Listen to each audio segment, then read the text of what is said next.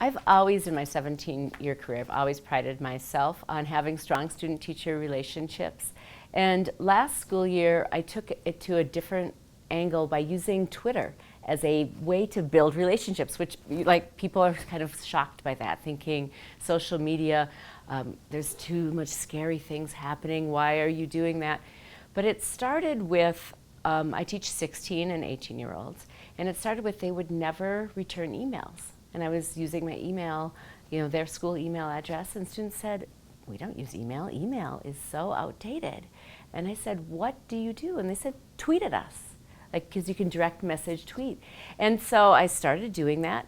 And then it became where students were saying, Mrs. Roehl, could you tweet what we're doing today and then tag me so everyone knows what we're doing in class? Because I think that high school students are just so, if it's not documented online, it didn't happen. And it's turning into like that in the classroom, where the lesson didn't happen if you didn't record it somehow, either on my blog, so my students are blogging, we're tweeting.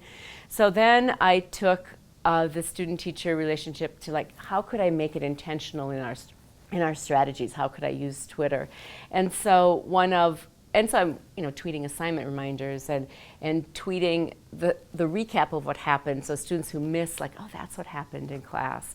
My students are liking and favoriting my tweets here at Enstoy. They're keeping up with, oh, she's a learner too, and she's teaching.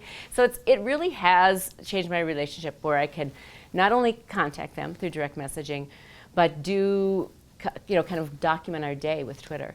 So a teacher colleague and I, Rachel, we were sitting there one day, how could we even do something exciting? And we were teaching Slaughterhouse-5, and Kurt Vonnegut is engaging, but what else could we do?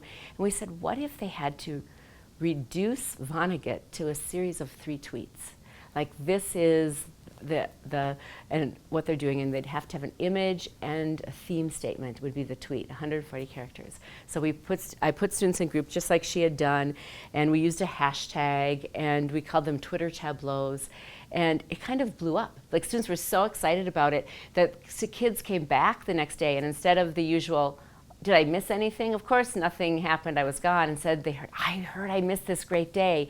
And students in other classes were saying, are you going to do that cool thing that Mrs. Roehl is doing? So it really became a popular thing that we continued to do. But the students were able to reduce a chapter. So they were assigned a chapter into 140 characters and then a picture that illustrated this chapter's theme. And it was a great day. So Twitter has not only helped with my communication with students, it's helped kind of meet them where they are. And I honestly had only used Twitter a little bit prior to this year.